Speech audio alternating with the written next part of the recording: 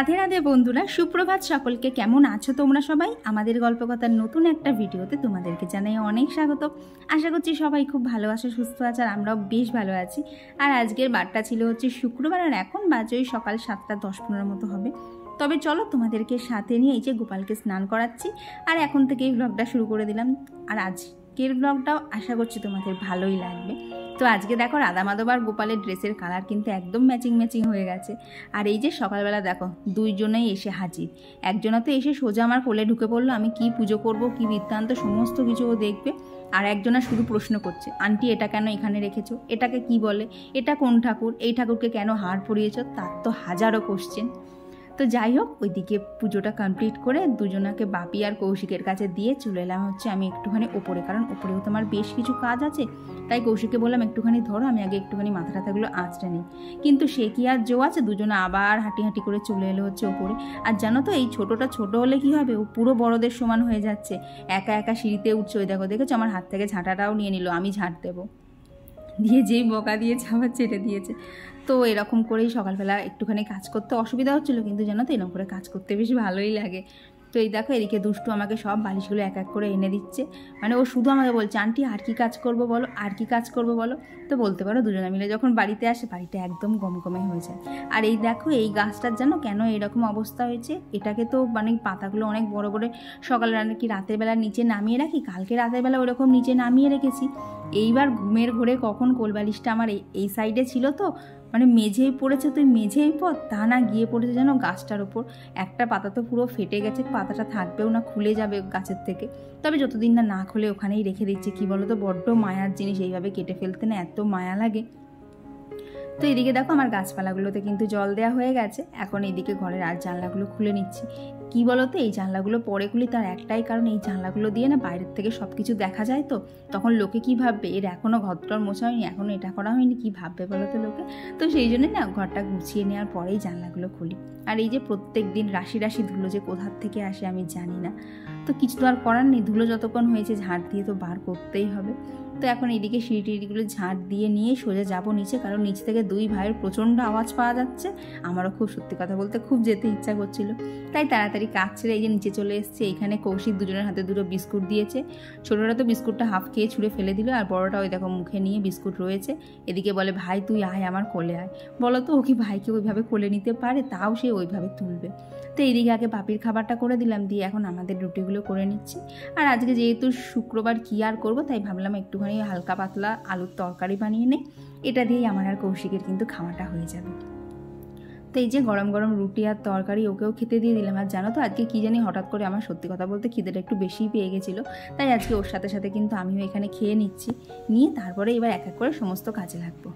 আর জানো তো আজকের ওয়েদারটা রোদ থাকলেও এত ঝলমলে ওয়েদার না, তাই ও বেরিয়ে গেলেই না আগেই আমি চলে এলাম একটুখানি ছাদে। এই আকাশটা দেখার যে আমার কী লোভ বলতে পারো, আমার তো দেখে মনে হয় যেন কেউ আকাশের মধ্যে আর কি জল রং করে দিয়েছে, এত সুন্দর দেখতে লাগে। আর এই যে ফুলগুলোকেও সকাল থেকে দেখা হয়নি, কারণ ঘরের যে কটা গাছ আছে কোনো গাছেই তো ফুল ফোটে না, তবে ছাদের গাছগুলোতে ফুল ফোটে। তো তাই সকালবেলা একটুখানি বলতে পারো নিজের ভালো লাগার জন্যেই কিন্তু ছাদে চলে আসি। তো এদিকে এখন বেশি জামা কাপড় ছিল, সেইগুলোকে মেলে দিয়ে এখানে চলে এলাম হচ্ছে রান্নার জোগাড় করতে। কি বলতো, যত তাড়াতাড়ি রান্নাঘর থেকে বেরোনো যায় না ততই মঙ্গল। আর পরপর তো এতগুলো রান্নাও করতে হবে, তাই সময়টাও লেগে যায় অনেকটা। আর রান্নাঘরটা ছোট, তো একটুও জানো তো মানে ঘোরার যে জায়গা থাকে না, তাই রান্নাঘরের মধ্যে বেশিক্ষণ দাঁড়িয়ে থাকলে না গরমও লাগছে। এই দুদিন হয়ে গেল এত এই রোদের জন্য গরম পড়েছে। আর তারপরে এই যে সকালবেলা ও বেশ কিছু বাজারও নিয়ে এসছে, তাই বাজারগুলোকে এখন সুন্দর করে গুছিয়ে রাখছি। না হলে বাজারের পাতির যা দাম, যদি ঠিক করে গুছিয়ে না রাখা হয়, যদি খারাপ হয়ে যায় বড্ড গায়ে লাগবে গো। একটা জিনিসেরও দাম বাজারে মানে কম নেই, যেটাই কিনতে যাব 50 টাকা 60 টাকা করে কেজি। আর সেই বাজার যদি নষ্ট হয়ে যায় কীরকম গায়ে লাগে বলো। তো এইদিকে দেখো সমস্ত বাজারপাতিগুলো গুছিয়ে যে কন্টেনারগুলোর মধ্যে আমি রাখি, সেগুলোর মধ্যে করে রেখে ফ্রিজে ঢুকিয়ে দিয়েছি। আর এখানে এখন মশলা করে নিচ্ছি। আর জানো তো জিরের গুঁড়োটা শেষ হয়ে গেছে, তাই আজকে গোটা জিরে দিয়েই আর কি পেস্ট করেই রান্না করবো। তো এখানে দেখো জিরে, টমেটো, একটু আদা দিয়ে দিলাম, আর দিয়ে দিয়েছি হচ্ছে বেশ কিছুটা লঙ্কারও অবস্থা প্রায় শেষের দিকে। ও দেখি আজকে নাই কালকে আবার বাজার যাবে। কি বলতো আজকে গেছিলো, তবে ওকে আমি লঙ্কা আনতে বারণ করলাম। দেখলাম যে কটা লঙ্কা আছে আমার 2-3 দিন চলে যাবে। লঙ্কারও যা দাম, ওই এনে কোনো জিনিস না পচানো খুব মানে কষ্টকর লাগে গো। যতই হোক টাকা দিয়ে তো কেনা, জেনে বুঝে কেন পচাবো। তো আজকে এই যে করবো হচ্ছে বাঁধাকপি আর একটুখানি করবো, তো দেখলে সয়াবিনটা সেদ্ধ করা হয়ে গেছে, সয়াবিনের তরকারি। তো আজকে নিরামিষ সিম্পলি এই দিয়েই চালিয়ে দেবো। তো চলো বাকি রান্নাগুলো কমপ্লিট করতে করতে তোমাদের সাথে বেশ কিছু কমেন্ট শেয়ার করব। তো একজন দিদিভাই আমায় জিজ্ঞেস করেছিল যে শাক এইভাবে কেটে রাখলে নষ্ট হয়ে যায় না? না গো দিদিভাই, কিচ্ছু হয় না, তবে শাকটা ধুয়ে রাখলে হবে না। ওই বাজার থেকে যেভাবে শুকনো থাকে সেইভাবেই সেই শুকনো অবস্থায় শাকটাকে ভালো করে আর কি বেছে নিয়ে কেটে যদি রেখে দেওয়া যায় না, 2-3 দিন পর্যন্ত ভালো থাকে। তবে অবশ্যই কিন্তু প্যাকেটটা যে সবজির ডালাটা আছে তার মধ্যেই রাখতে হবে, একদম বাইরে রাখলে না একটুখানি জল জল হয়, কিন্তু সবজির ডালার মধ্যে রাখলে জানো তো কিচ্ছু হয় না, 2-3 দিন কিন্তু অনায়াসে ইউজ করা যায়। ধরো আজকে তো ইউজ করলাম, এখনও ধরো আগামী 2-3 দিন মানে যতদিন শাকটা চলবে ততদিন কিন্তু খুব ভালোভাবে ইউজ করা যায়। তুমি একবার ট্রাই করে দেখো, আশা করছি তোমারও হেল্প হবে। তো আর আমার গতদিনের ভিডিওতে কমেন্ট করেছিল যে ডালিস ফ্যামিলি, সঙ্গীতা কর্মকার, সৃজা ওয়ার্ল্ড, বাপ্পা বাপ্পু। আর বাপ্পা বাপ্পু থেকে মনে হয় কোনো দিদিভাই কমেন্ট করেছে, তো দিদি লিখেছে যে আলু কচু একসাথে রান্না করতে নেই, এতে নাকি ঝামেলা হয়। তো কি বলো তো দিদিভাই, আমি শাশুড়ি মাকেও দেখেছি, আমার মাকেও দেখে এসেছি, আমাদের কিন্তু আলাদা করেই একটা কচু আলু দিয়ে তরকারি হয়। তো এই জিনিসটা না কখনো শুনিনি, আর যেহেতু বাড়ির সবাই খেতে পছন্দ করে তো সেখানে তো আমায় রান্না করতেই হবে। তো আর কমেন্ট করেছিল হচ্ছে পৌশালী দিদিভাই, সারপ্রাইজ বিচ চেয়ার্স, জয়শ্রী বিশ্বাস, দীপা। আর পৌশালী দিদিভাই বলেছে যে মানে গতদিনের যে ভিডিওটা করেছিলাম তারই রেসপেক্টে দিদিভাই বলেছে যে কারোর বাড়ির সন্তান তুমি আর কারোর বাড়ির বৌমা, পার্থক্য তো থাকবেই। হ্যাঁ গো দিদিভাই, পার্থক্য একটা আছেই, মানে বাবা মার কাছে গেলে যতটা রিল্যাক্সে থাকা যায় শ্বশুরবাড়িতে কিন্তু কোনোভাবেই থাকা যায় না। মা বাবার কাছে থাকলে তোমার যদি কাজ করতে ইচ্ছা না করে তুমি কিন্তু চুপচাপ ছেড়ে দিতে পারবে, সেটা মা ঠিক করে নেবে, তোমায় কিচ্ছু বলবে না। আর শ্বশুরবাড়িতে যদি তুমি প্রপারলি কাজ করতে না পারো তো দুটো কথা তো সেখানে শুনতেই হয় গো। এটা কেন জানি না হয় যে যতটা বাবা মার কাছে মানে আদর যত্নটা পাওয়া যায় সেটুকু শ্বশুরবাড়িতে আর যাই হোক পাওয়া যায় না। আর কি বলো তো, সত্যি কথা বলতে আমি আদর যত্ন পেয়েছি যতদিন আমার শাশুড়ি মা বেঁচে ছিলেন। আমাকে জানো তো কিচ্ছু কাজ করতে হতো না, এসে আমি শুধু গায়ে হাওয়া লাগিয়ে ঘুরতাম, আর সেই আমাকেই এখন গোটা সংসারটাকেই সামলাতে হচ্ছে। তো আর আমার কতদিনের ভিডিওতে কমেন্ট করে চলেছে পুষ্পা, জয়শ্রী ব্লগ, লোপামুদ্রা দি, রুনা সাহা, সুচরিতা মণ্ডল দিদিভাই আর সম্পাদে দিদিভাই লিখেছে যে আমুদি মাছ একবার বেগুন দিয়ে রান্না করে দেখো, ভালো লাগবে।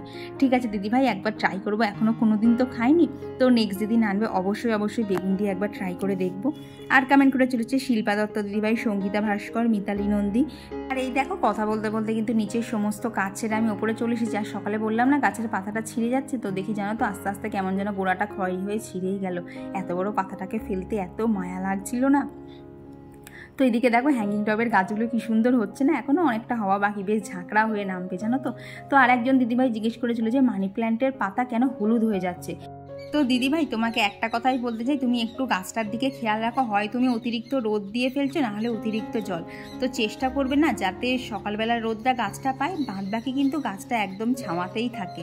আর তোমরা খেয়াল করে দেখবে সকালবেলা কিন্তু আমার এইদিকে বক্স জানালাটায় যতটা রোদ আসে, দুপুরের পর থেকে কিন্তু আর অতটা রোদ থাকে না, তখন কিন্তু একদম একটা উজ্জ্বল আলো আর প্রচণ্ড পরিমাণে হাওয়া থাকে।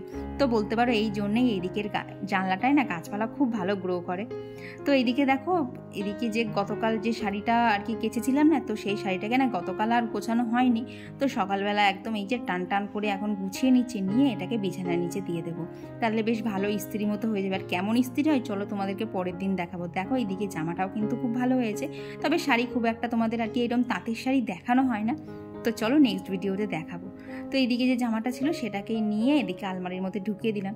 আর জানো তো আজকে তো শুক্রবার, কালকে শনিবার একটু পুজো দিতে যাওয়ার কথা আছে, তো এখানে না বাঁচছিলাম কোন শাড়িটা পরা যায়, কারণ মা বলেছে যে শাড়ি পরেই পুজো দিই না কেন যতই আলমারির মধ্যে মানে থাক একবার করে জলে ধুয়ে নিয়ে তারপর করতে, কারণ এখানে সব ধরনের জামা কাপড় থাকে তো ছোঁয়া লাগে, তো সেইটা না করতে। তো যে জামা কাপড়গুলো পরবো কালকে আমিও পুজো দেবো, কৌশিকও পুজো দেবে, তাই এখানে ওর জামা কাপড় বাঁচছিলাম।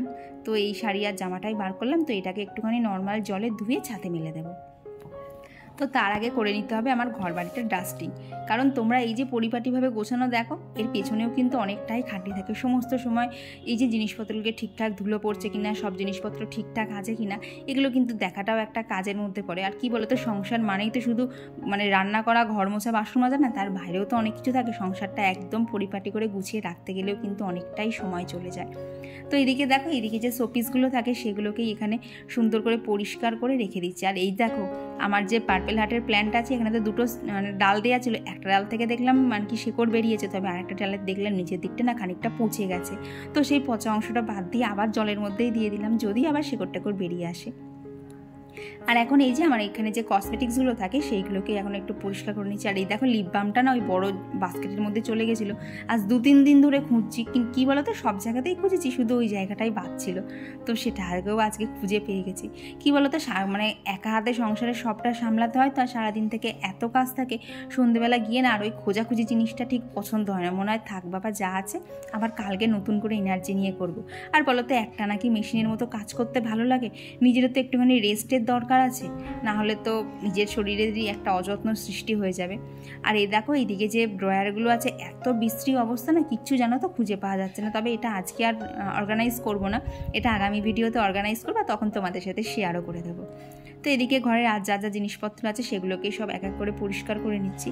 আর আমার গত ভিডিওতে শিবতি মজুমদার বলে দিদিভাই কমেন্ট করে জানিয়েছে, আর কি দিদিভাই খুব সুন্দর একটা কমেন্ট করেছে, সেটা হচ্ছে দিদিভাই চাকদাতে থাকে, আর দিদিভাই আমার ভিডিওর ব্যাকগ্রাউন্ডে একটা দই আলা কাকুর আর কি গলা শুনতে পেয়েছে, সেটা শুনে দিদিভাই বুঝতে পেরেছে যে দিদিভাই ওই কাকুটাকে চেনে আর কি, দিদিভাই দিয়ে বাড়ির ওখানেও যায়।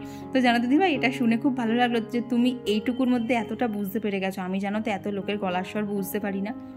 তো এইদিকে দেখো টেবিলের ওপর আর কি এই টুলটার ওপর যে গাছগুলো থাকে, তো আগে তো এমনিই টুলটার ওপর রাখতাম, তবে দেখলাম যবে থেকে এরকম করে মাটি জল পড়ছে তবে থেকে না এখানে একটা প্লাস্টিকের কি বলবো একটা মোটা প্লাস্টিক গোল করে কেটে না ওর ওপর দিয়ে দিয়েছি, যাতে আর মানে মাটি টাটিগুলো আর টেবিলটা টুলটাই না লাগে, সমস্তটাই প্লাস্টিকটাতেই লাগে। তো শিবতি মজুমদার দিদিভাই আরও লিখেছে যে আমাকে ইন্সপায়ার হয়ে দিদিভাই ব্লগিং শুরু করেছে, তো থ্যাংক ইউ দিদিভাই, জেনে খুব ভালো লাগলো যে আমিও কাউকে ইন্সপায়ার করতে পেরেছি গো, এটা শুনে ভীষণ ভালো লাগলো। আর তোমার যদি কখনও কোনো হেল্প লাগে অবশ্যই কিন্তু জানিও, আমি যথাসাধ্য হেল্প করার চেষ্টা করব, কারণ এই জিনিসটা না আমি ফেস করেছি, যখন আমি প্রথম ব্লগিংয়ে আসি কারোর কাছ থেকেই সেরকম একটা হেল্প পাইনি, আর তখন হেল্প পেলে যে ঠিক কতটা মানে উপকার হয় সেটা আমি বুঝতে পারি গো। তাই তোমার যদি কোনো হেল্প লাগে অবশ্যই জানিও। আর এইদিকে দেখো অ্যালোভেরা গাছের আবার একটা পাতা খসে গেল, এই গাছের আজকে 2টো পাতা খসে গেছে, তো এত মন খারাপ লাগছে। আর তার মধ্যে গতদিন তো একটা মাছও মারা গেছে, সব দিয়ে জানো তো মনটা খুবই খারাপ হয়ে রয়েছে, কারণ এগুলো আমার বড্ড শখের গো, এদের কিছু হলে আমার বড্ড কষ্ট লাগে। আর এই দেখো তোমাদের সাথে কথা বলতে বলতে কিন্তু আমার সমস্ত কাজ শেষ হয়ে গেছে, এই যে উপরের ঘরটা মোছা মানে আমার আর কোনো কাজ এখন অবশিষ্ট নেই, এখন জাস্ট স্নান করাটাই বাকি আছে, এইটা করলেই বলতে পারো সমস্ত কিছু কমপ্লিট হয়ে যাবে।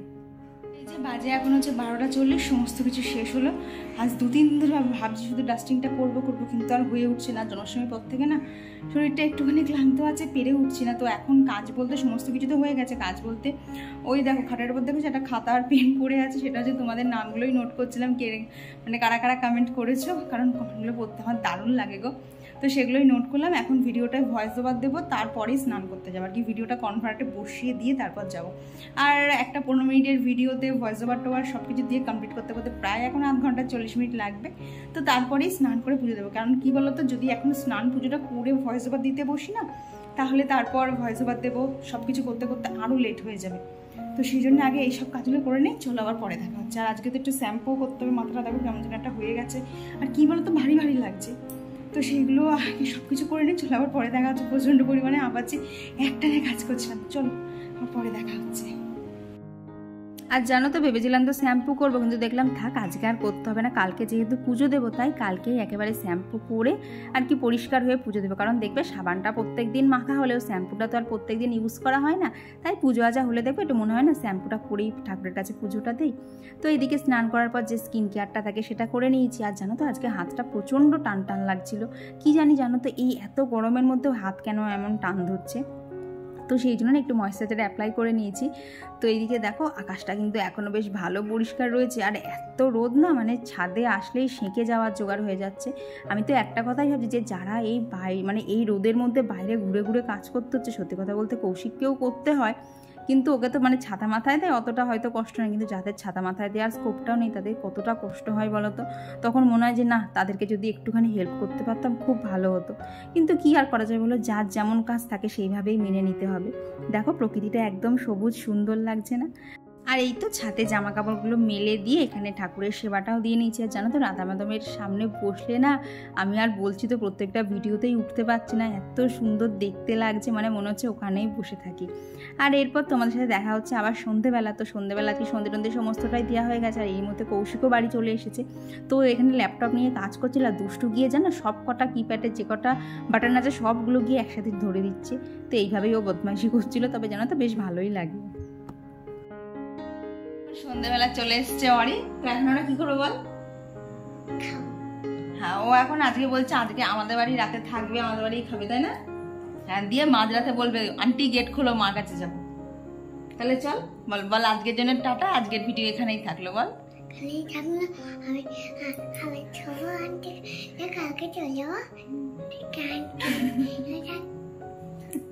তো চলো আজকের ভিডিওটা এখানেই রাখি। ভিডিওটা ভালো লাগে থাকলে অবশ্যই একটা লাইক একটা কমেন্ট করে দিও। চলো আজকের জন্য টাটা, দেখা হচ্ছে খুব তাড়াতাড়ি পরবর্তী ভিডিওকে। ততক্ষণ তোমরা সবাই খুব ভালো থেকো আর সুস্থ থেকো।